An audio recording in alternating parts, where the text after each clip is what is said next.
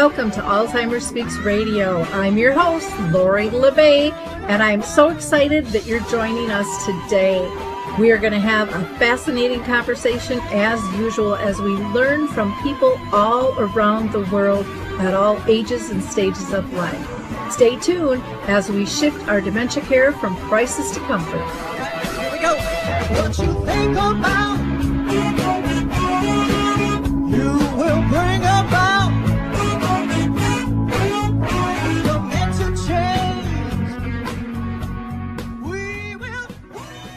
Hi, everyone, and welcome back to Alzheimer Speaks Radio. I'm your host, Lori LeBay, and I'm thrilled you can join us today.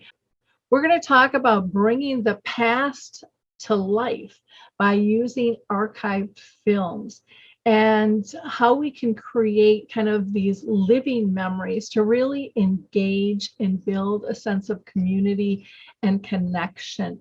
But before I introduce you to our guest today, I always just like to remind people to please check out alzheimerspeaks.com. You can get so many free resources there. We have an archive page of many different things. So from the radio shows to dementia chats to memory cafes to dementia in the arts, dementia-friendly communities, some tools that you can use, etc. So please check us out there. And while you're on Alzheimer Speaks, don't forget to check out our book tab and look at Betty the Bald Chicken, Lessons in How to Care. The other shout out I want to give is to Dementia Map, which has over 150 different categories that you can search, lots of great resources. Again, free of charge. Neither site is going to ask you for personal information. So just go tap into that. Let's go and introduce you to our guest now. Well, Brian, I am so excited to have you on the show. We've been planning this for quite a while, and like everything, life kind of takes over at times. So, first of all, welcome for being able to be with us on the show. I really appreciate your time today. Thank you very much, Laurie. I'm equally enthusiastic and excited. Wonderful. Do you mind just introducing yourself? You can do a much better job than I can.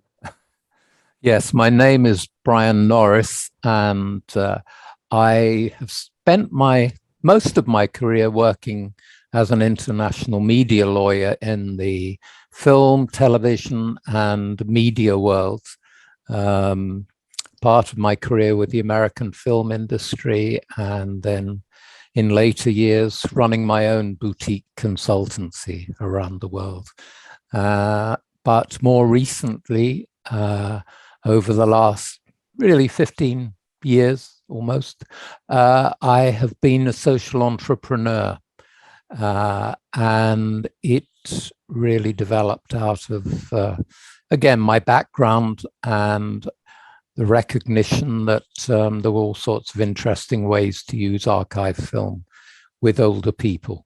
And so you are now the founder of Living Memories, which is what we're really going to highlight today, which I'm excited to talk about. So first, thanks for creating that. And I think people are going to see as we talk why this is such an important endeavor and how it's changing people's lives. Yes, it's certainly having an impact in not only the ways that my wife and I originally thought that it would, but we're getting interest from all sorts of other parts of society and all sorts of different people. You know, it's going beyond where I thought it would. And we're hoping that it will benefit many, many people, not only in the UK, but around the world gradually. Yeah, I hope it comes to the US because it is really powerful. And, you know, I always say what's good for dementia is good for basically all of life. And I think with what you've developed, there's so many different ways that your product can help people and help families. But we'll talk about that as we go here. I always like to start and ask if you have been personally touched by dementia in your own family or circle of friends. Yes, not in family, but certainly in the circle of friends. And that was, in fact, how Living Memories came to life. My wife happens to own a film archive from the 1940s up until the 1990s, which she inherited from her late husband, who was a well-known documentary film producer in the UK in the post-war years. And when I met her and her husband before he died, I was fascinated by that film archive. And when Leonora, my now wife, and I started living together, she was already living in Cornwall, in an isolated location in North Cornwall in the UK, very rural area. And when I moved into the area, it became clear that there were quite a few people who became our friends, were getting older, as we all do gradually, but they were also living in isolation, both because the nature of the geography of North Cornwall is quite wild and very rural. And it was also the fact, I think, that they were having people living on their own, their partner probably having died a few years earlier. And as they got older, there was not much for them to do. They had no choice but to have their own car to get into town, which was 6 miles away from where we were living. And as they lost the capability of driving through loss of eyesight or whatever, they became more withdrawn. And many of our friends were getting into a state where we were getting concerned about them. And we finally realized, took perhaps longer than it should have done, to recognize that many of the archive films that we had available could be of direct interest to older people, people who were born during the Second World War or after the Second World War, or maybe even before the Second World War. And so we began to show one or two of the films to some of the friends, and it was immediately obvious that they were stimulated by what they saw. It didn't seem to matter which of the films we looked at. They're mostly information films from those eras. Some of them were government information films, as they were called, which were really propaganda type films from the wartime, and many other types of programs from the 1940s onwards. And the possibilities for using the films for the broader range of older people began to form in our minds, and we started looking beyond our local community and thinking, well, there are probably things here we could do with older people and with young people as well. So we started talking to the local schools, and they were interested in us beginning to work with them to put together some educational material, taking clips from some of the films.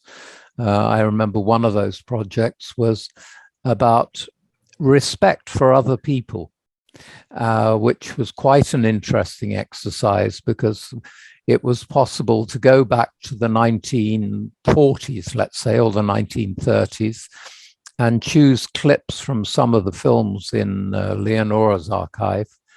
And the way that people behaved towards each other was very different in those days. People were much more formal, etc. Probably they were black and white films as well. Maybe it was an office scene or even a shop scene in a grocer's store or something. And so Leonora, I remember, spent about 40 hours trawling through hundreds of films to find clips that could be used. And these came together in in a video, which the format of which was determined by the students in the school. So we went in and said, here we are, we've got about 40 clips for you, and it's up to you to decide how we put these all together. Let's discuss how it should be done. And so that process went on and ended up with an educational DVD at the time, it was, together with a printed reminiscence, with a guide to show them, with topics to discuss and questions to ask, etc. And then we began to think about the possibility of getting students to sit down and interview older people. So we taught them how to do interviews, both audio and video interview, with the school, or through the school, and through various scout and guide groups and other organizations. And so we then got into a project working with the Truro, which was the main city in Cornwall, through the public library. They had a lot of public records relating to the wartime period. So we put a project together which was about evacuees to Cornwall during the Second World War, when there were thousands of children who came to live in Cornwall, coming from London and other cities in the UK to take them away from the risks of the bombing, etc. And so we put a project together with some of our archive films and the interviews with people who had been evacuees or who had hosted evacuees during the war. That was very successful. Then we thought, well, maybe, because there were these organizations in the UK called memory cafes in numerous communities, where those living with dementia and their carers come together every couple of weeks, perhaps, or once a month, and they sit together and do crafts and chat about various activities and memories, etc. And we thought, well, maybe our films might be useful for them. And so we spoke to the people who organized all the memory cafes across Cornwall at that time. And that was about, I think there were about 30 memory cafes. And they said, wow, when they saw the films, we'd love to have access to these. And they then ask you, was Norms McNamara one of the people that you talked to? Because I know he used to live in Devon and Cronwell, if I'm not mistaken. Yes, he was in Devon. I'm aware of. I haven't seen him. Was not aware that he had been in Cornwall. But and I could be mistaken. I just remember those two. Yes. Very active in. Yes, definitely. But he was not involved in this. But we were introduced by to the person in the health service in Cornwall, who was in charge of all long-term conditions, including dementia. And we showed her several of the films, and she was equally blown over and said, look, you've got to see how we might be able to use these films most effectively with in the memory cafes and in care homes, etc., in Cornwall, since we were living in Cornwall, which is a very, very large county in the UK, in the southwest tip of the UK, and very spread out, and total isolation in pretty well across Cornwall. And so we were encouraged to spend a couple of years actually visiting all the memory cafes, care homes, and community hospitals and other organizations working with older people across Cornwall. And so Leonore and I visited many of them and were just amazed by the responses that we received. We would go along to these groups, which were held sometimes in cities like Truro, or in small communities on the moors, where there was no Wi-Fi or anything at all that one could use other than a projector and 16 mil projector and screen. And so we got the films out and we showed them. If there were DVD facilities, we would use those. And in every case, there were maybe 20 to 30 people present. And I would say almost in every case, at the end of each session, we'd have a chat with the person who was running the group, and they would say, that's the first time Mr. So-and-so or Mrs. So-and-so has ever spoken in our group.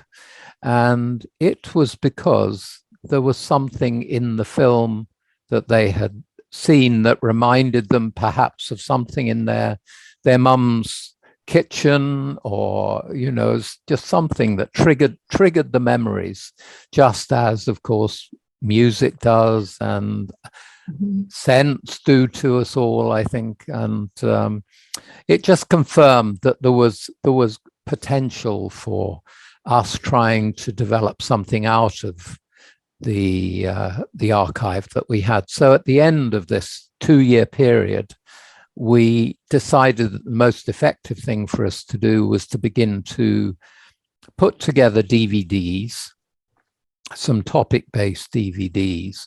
But what we'd also realized along the way in visiting the various organizations was that they were quite logically being run by younger people. So people from a different generation to those that were enjoying the reminiscence. And therefore, the younger person maybe would not be aware of the sort of questions to ask, because they didn't have the background in what it was like to live in the 1930s, 40s, or 50s, or 60s. And sometimes if we mention the word twin tub washing machine, younger people had no idea, you know, what we were talking about, and all sorts of, you know, things which those of us who are somewhat older would take for granted didn't mean anything to some younger people. So I initially created one reminiscence guide. The idea being, if I hold this up for a moment so we can see what we've got here, we created a reminiscence guide here, and we put the DVDs in just inside the cover, and then we have pages allocated to each of the film clips that we have on the DVDs, with suggesting questions that can be asked once people have watched that particular film clip on the DVD, and suggesting also topics to discuss, and including other background information in the reminiscence guide. For example, television, what were the popular television programs on in the 1950s and 60s in the UK? What were some of the well-known feature films that were in that era, just to give scope for people to chat about other things as well once they'd watched the pieces of film on the DVD. And we realized that it wasn't necessary to have necessarily a long film. Many times the film clips might be 10 minutes long, some even shorter. Cinema commercials we've got, which are much shorter, much longer than the ones are today, but still not very long.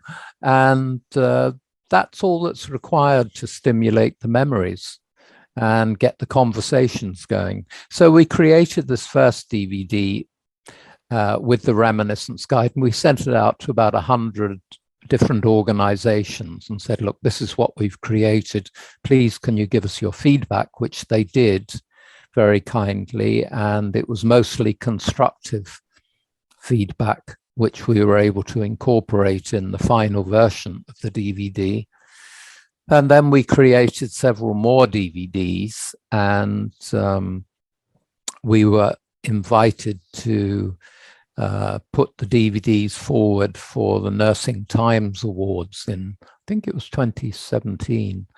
And we were selected as finalists, which we were very pleased with, because we were up against primarily National Health Service hospital groups and all sorts of things. And there was our little not-for-profit organization coming along and competing with them. So we were pleased with that, but that led to another challenge, which was that some of the care home groups and we met some senior National Health Service executives, and they said, we love the work you're doing, but we would very much like it if you could make the archive films available online for streaming, which of course was something that was in the back of our minds anyway. But you really need a lot more films to be able to do that. And from my perspective, you would need quite a sophisticated streaming platform to be able to do it.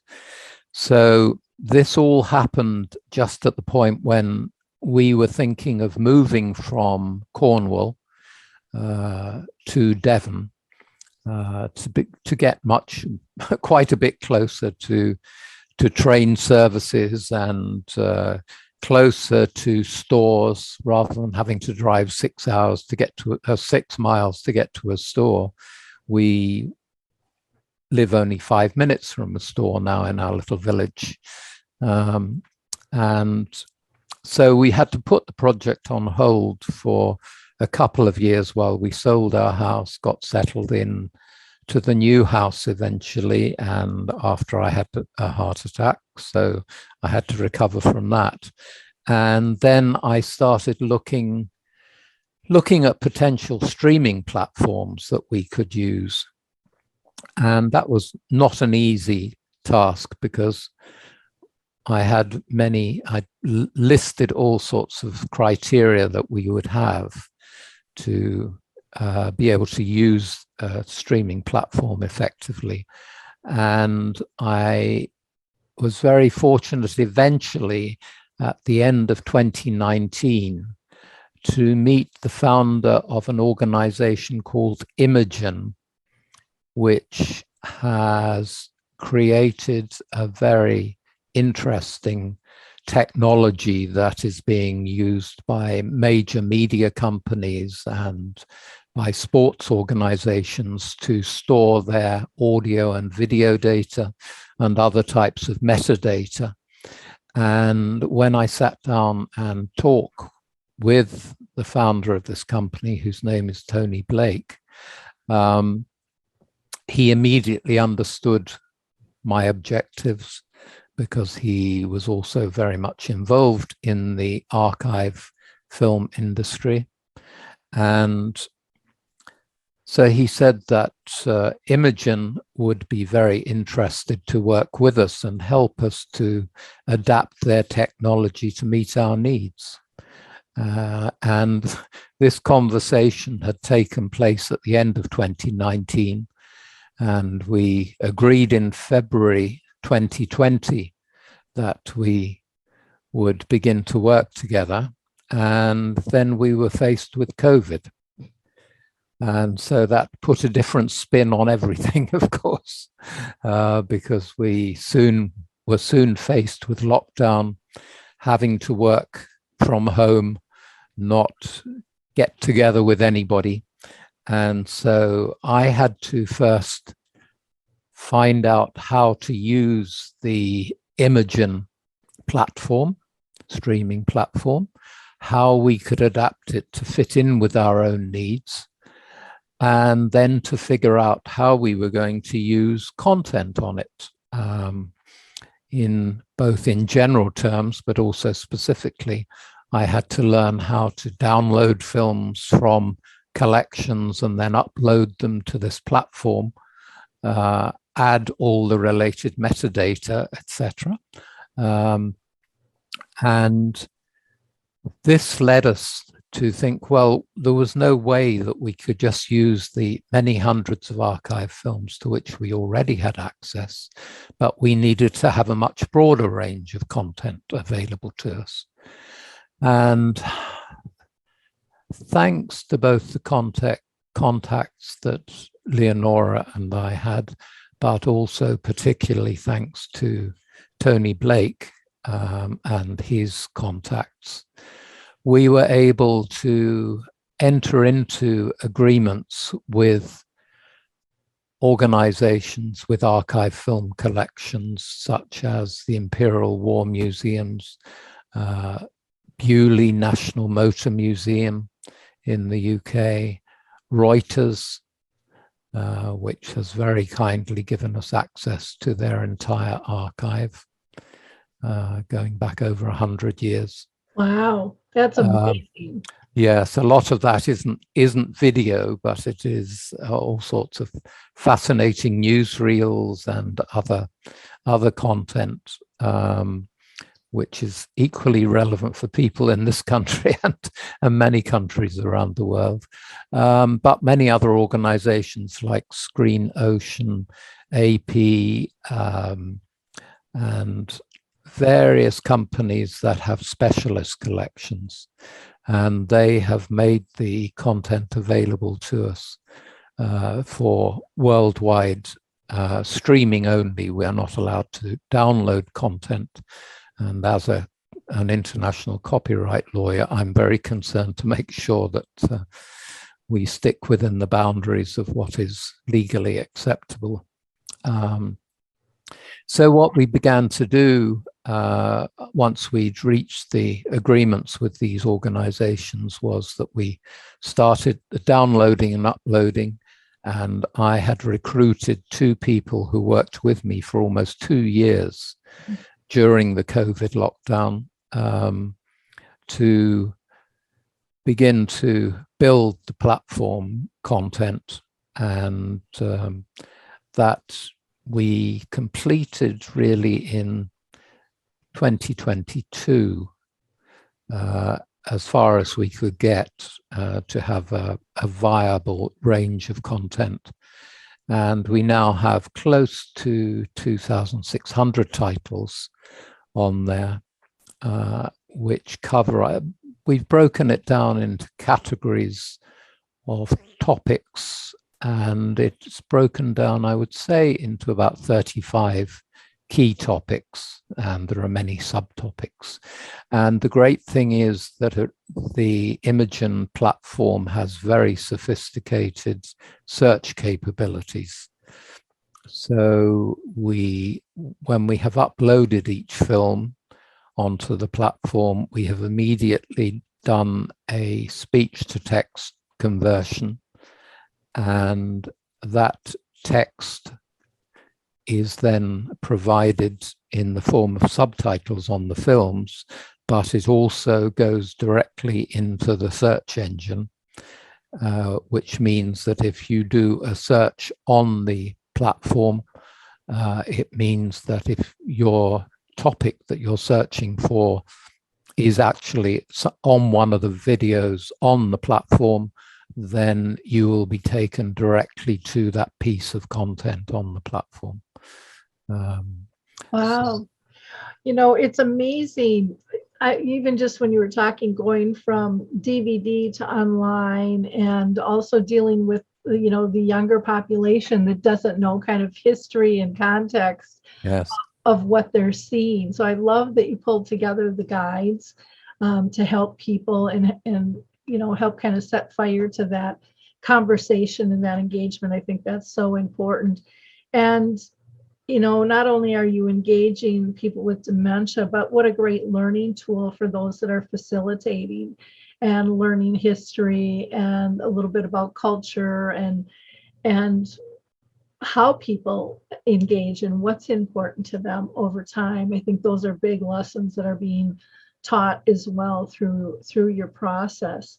When you were talking about converting to online, I just thought of how much it has changed even over the years of the technology they're using and the numbers of platforms that are out there. I mean, it's just like this constant web out there. I don't know how you sorted it all through.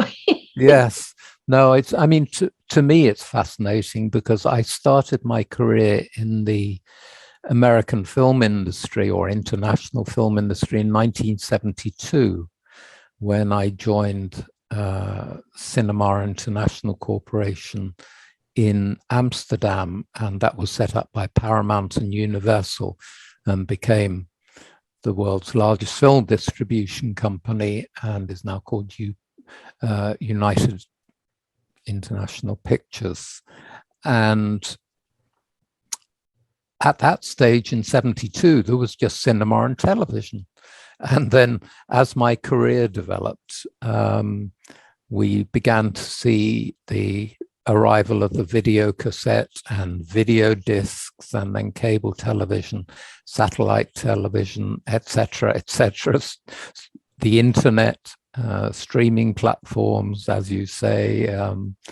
And I had been very fortunate in having spent my entire career in the development of all these different technologies. So I feel very at home dealing with them and having the opportunity to taking advantage of the changes at this late stage in my career.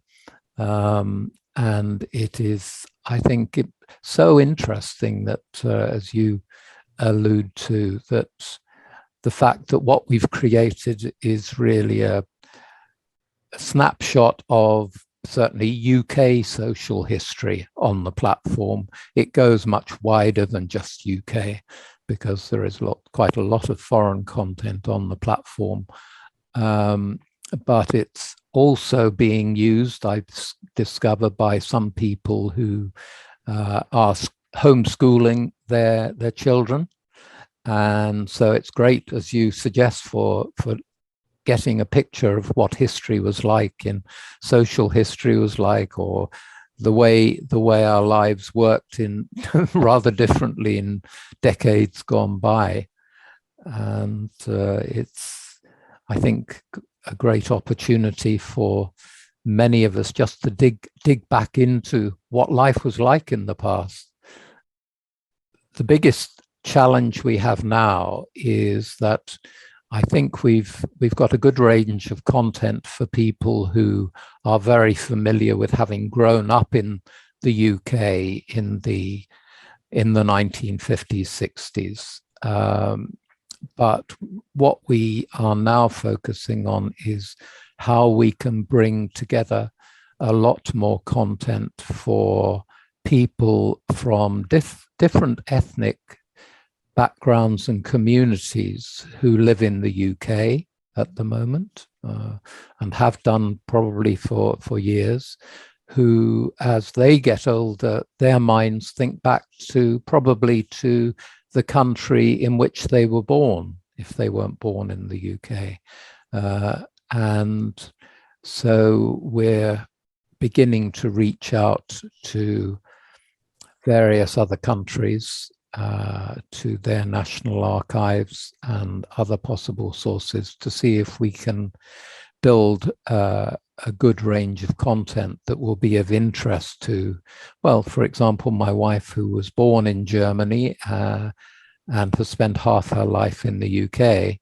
But as she thinks of her younger years, as we all do as we get older, I think, her mind goes back to life in Hamburg. And so we're beginning to talk now with an organization called Common Age, which is a British Commonwealth organization that is concerned to represent the interests of people who are living with Alzheimer's and other forms of dementia across the Commonwealth. And importantly, I think, to begin to record the life stories of older people in different Commonwealth countries. And one of the great things is that the Imogen platform not only has the capabilities that I've just been describing to you, that we're using at the moment, but it also has the possibility of being adapted in many ways that will meet our needs. So we can also upload all sorts of audio and video content from other sources and make them available. And we would be a great resource for people's life stories as well. We That's can all fantastic. I love the expansion because, when you're talking about this community or that community, everyone does have different triggers, and their culture and their backgrounds make such a big difference. And today, I know here in the US, politically, people are trying to squash true history. And it's kind of like, come on. Everybody has a right to their own history and what that meant to them. And to me, it's a very, very important piece of who we are and who we've become. Our past is very important. And so I like that you're really looking at expanding that to make it whole and accessible and engaging to everyone. Yes. Because there's something we can learn from each other's history. Absolutely. And to me, I think that's very, very important. Yes. Yes. And I've been fortunate in that I spent some years working frequently in the Caribbean, for example, working with the development of digital technology in some of the island, Leeward and Windward Islands particularly. And so I've have some familiarity with stories about life in the islands. And there are now so many Caribbean diaspora where in the UK particularly, and in the States and in many other countries as well. And I would love to bring together an archive of content on Living Memories Online that would be of value to people who are interested in the Caribbean, for example. Mm-hmm. And they could be sitting anywhere in the world, and they would have access to the platform. And that is, that is possible now because the platform is available worldwide.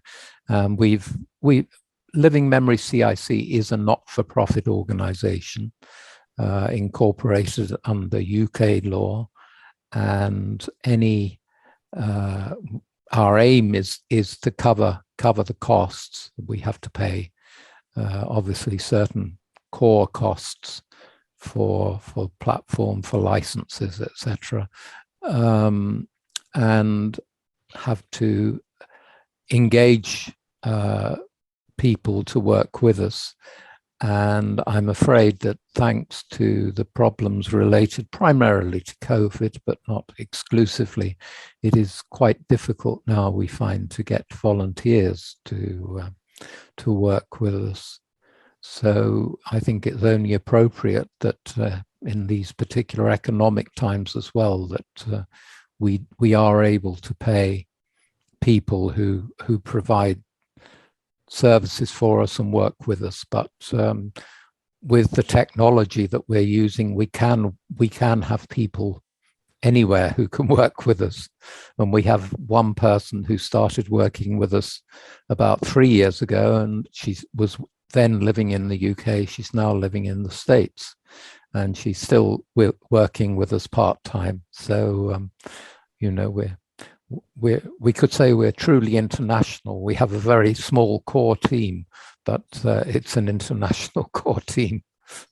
Well, that's fantastic. And I just think it's important that everybody understands what it is you're doing and what it offers. And I also think it's sad that it's harder to get volunteers. I was hoping with COVID, people kind of came out of the woodwork anyways over in the US and seemed to really understand the need for volunteerism and what they got out of it. And I was hoping that that would continue afterwards. But boy, people go back to their old routines real quickly. Yes. Which is too bad, because to me, I think that's one of the things the world is missing right now, is that sense of community and doing something because it's the right thing to do, not just because you're getting paid to do it. Yeah. I think that there's a big lack right now in that, and I think it shows in society as a whole. Yes. Treat one another and what we value. Well, like I said, I am so impressed with what you're doing. Is there anything else that you're looking at doing in the future here? I mean, it looks like you're just looking at expanding more and more all the time. No, I think what we've also done is, I mean, we've been creating Living Memories online. And we started out with the DVDs, as we've discussed. And I think it's worth mentioning that although some people say, well, you don't need the DVDs now, you've got the online platform, but that in fact is proving not to be the case, because there are still quite a lot of people who don't want to use the internet. They don't trust it, or they don't have the capability of understanding it. There are also quite a few locations, certainly in the UK. I can't speak for other countries, but in the UK, there are locations where there is no Wi-Fi access.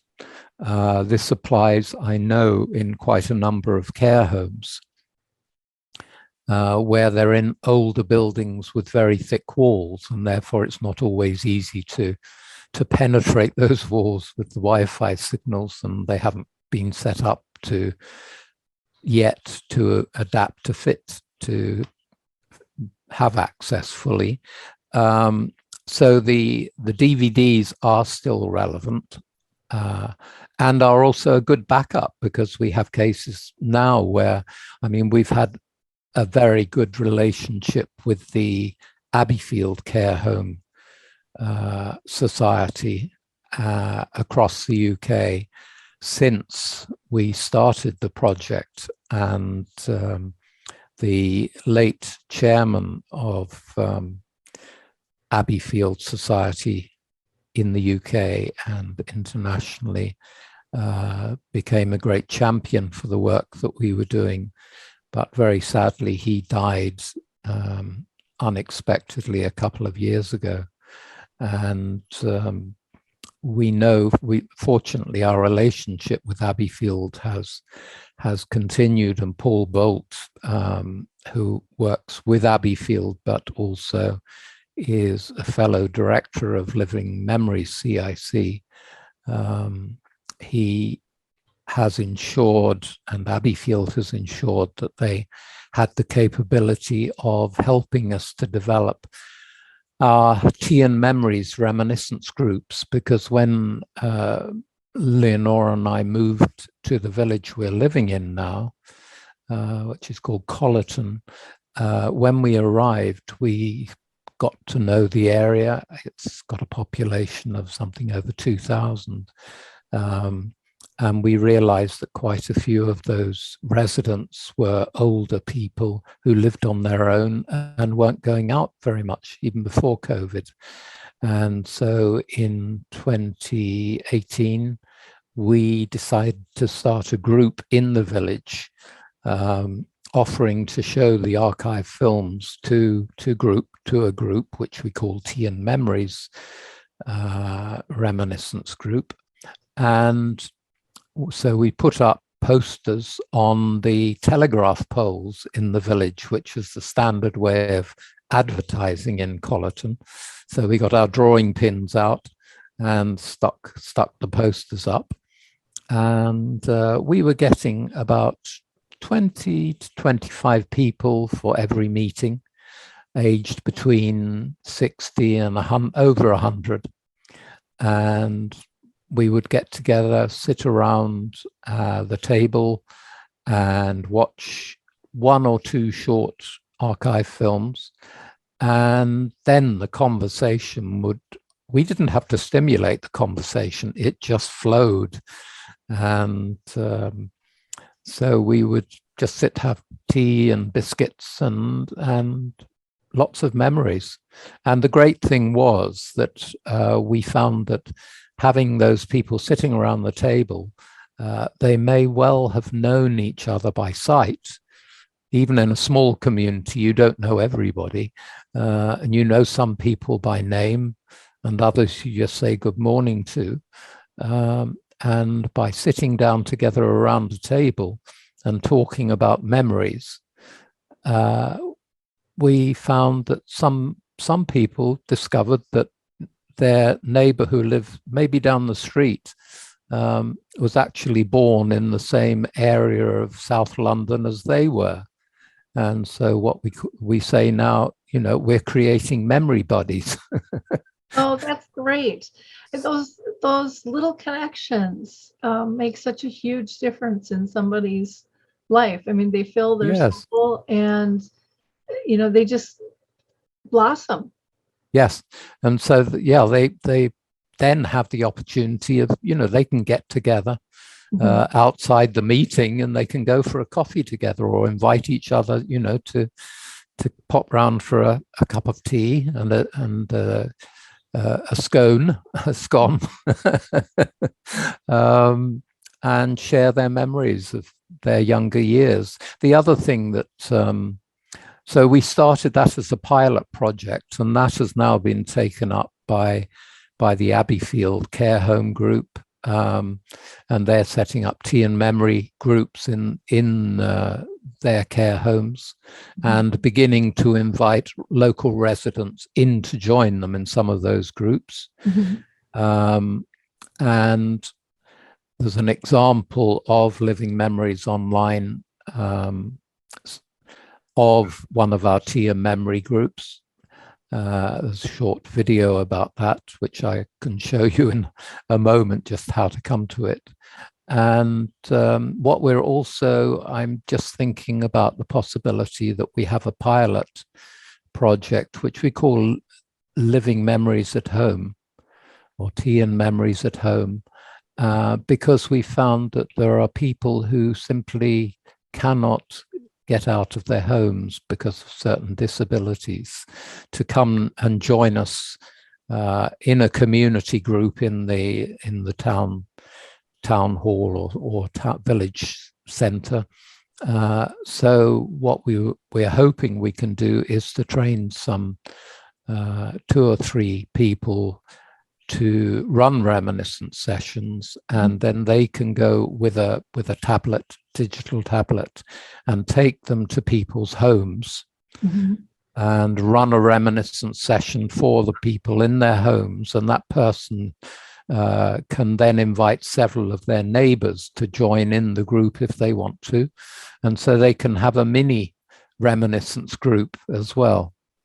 So that's where think we're calling that Tea and Memories at Home, and we've run a couple of pilot sessions of that, and that has worked very well particularly for so far the pilots have been with people who've developed dementia, are no longer able to come to our community reminiscence group, but they're happy to be in their home and have 2 or 3 neighbors come in and join them to watch the films and then chat about things. Oh, nice. That's gosh, what a nice, diverse, well-rounded program you have to be able to reach people. Yes, and the idea with the Tea and Memories group, and I think with the Tea and Memories at Home concept, is that we develop those as social franchises.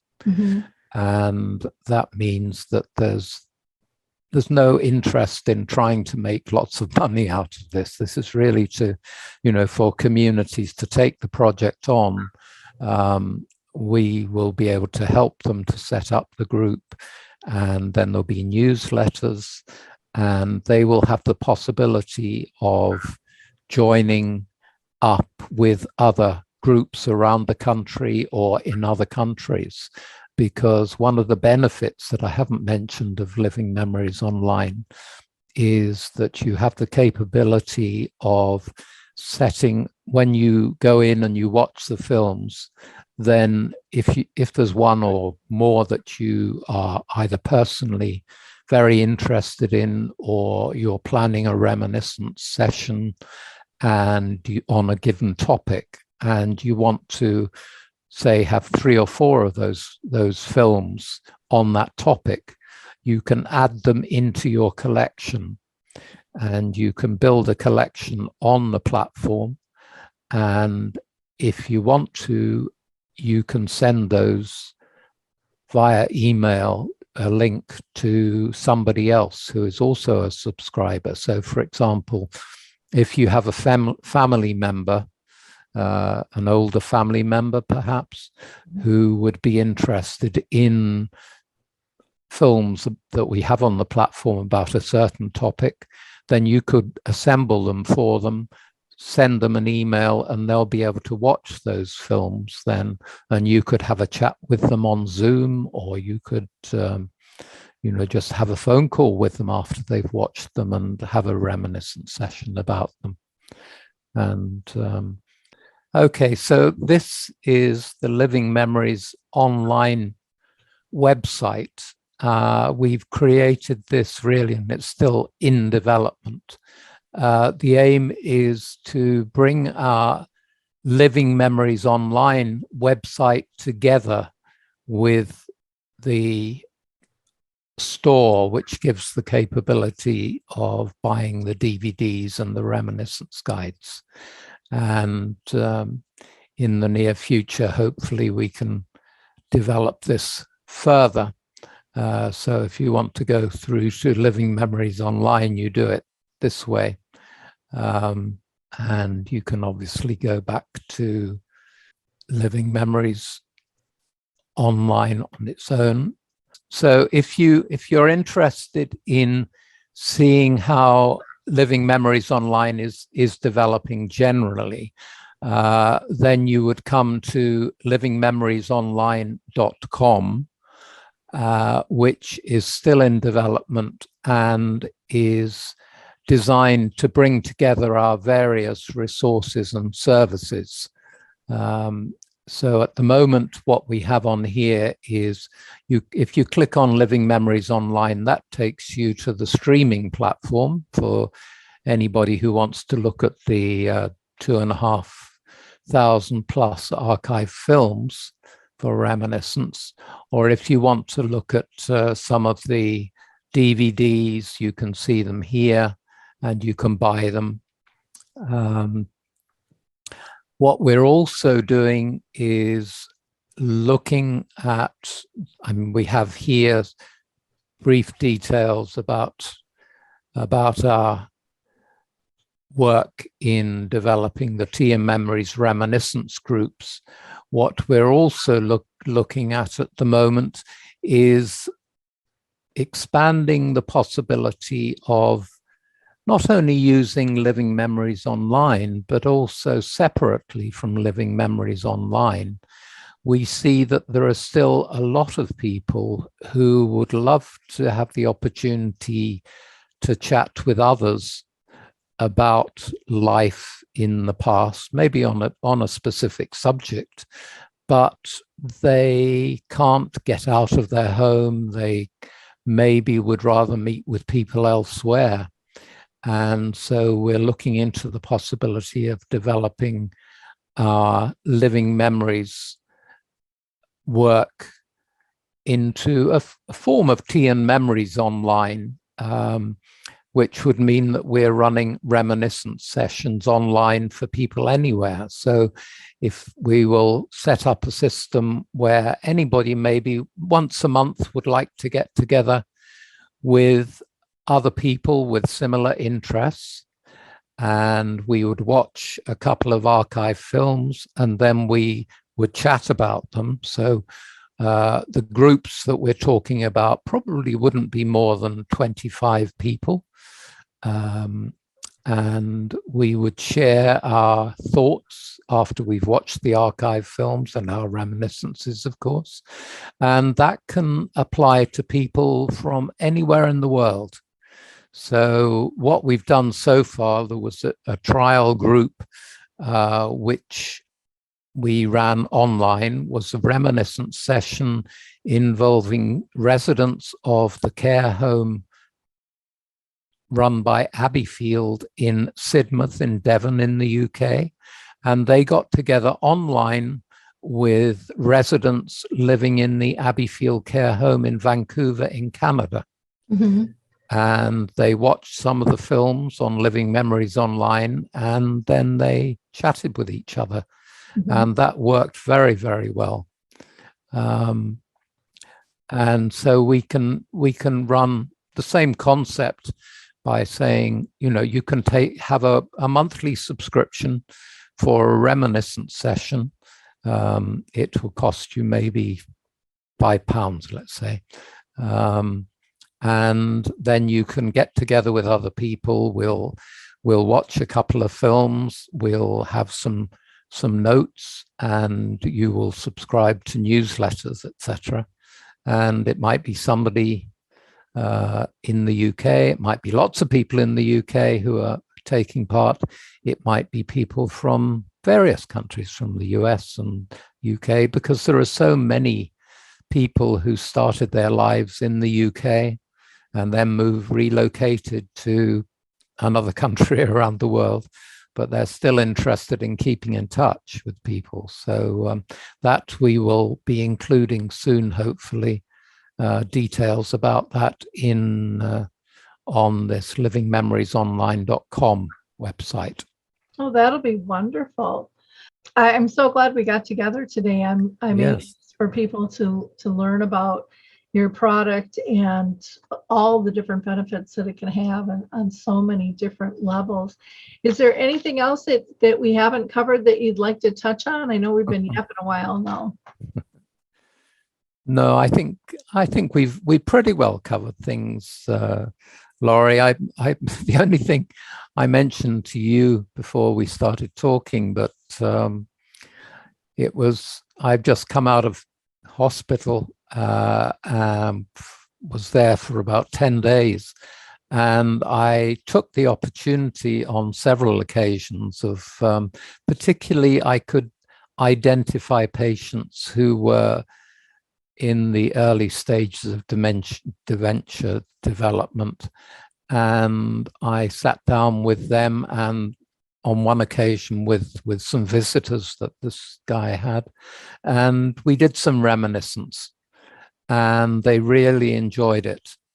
And I even got an email a few days later from one of the visitors to say how much he'd appreciated the session, because the last thing he had expected was a reminiscence session when he'd gone to visit an old friend in hospital. But you know, it was welcome. Oh, that's nice. That's nice. Well, like I said, there's just so many ways that this can be used. It's just a really a powerful tool, and I think it'll help so many. In wrapping up, I just want to say to our audience that I hope you found this information with Living Memories with Brian Norris as valuable as I did. And I hope that you will like, click, and share and be a giver of hope. You know, it doesn't take any time to do that. And so many people need to get connected to so many products and services and tools that are out there, but they just don't know how to find them. And by you sharing this episode, it can make a really big difference in a lot of people's lives, because there's probably a lot of people in your own sphere of influence that are dealing with dementia that you don't even know about because people are still uncomfortable having the conversation, and that needs to change. So be a giver of hope, help spread the word. And you can always visit them at their website. You can go to livingmemoriesonline.com, or you can go to livingmemories.imogencloud.com. They are on Facebook. They are on Twitter, now known as X. I still can't get used to that whole change. And you can also visit Brian via LinkedIn. Just go to Brian Norris 1 and you can find him there. And again, check it out. Bop around the website, see what you think. Maybe you want to purchase a DVD, or maybe you want to subscribe to the online information. Maybe there's a group or a community that you think this would be really valuable to. So, don't be shy about it. We have to share our knowledge once we get it. That's how we build community. That's how we create comfort. That's how we help people engage and feel purposeful in life. So take that step and help us out and spread the word. Thanks, everybody. We will talk to you next time. And Brian, again, thank you for all you've done for so many people living with dementia. It's amazing.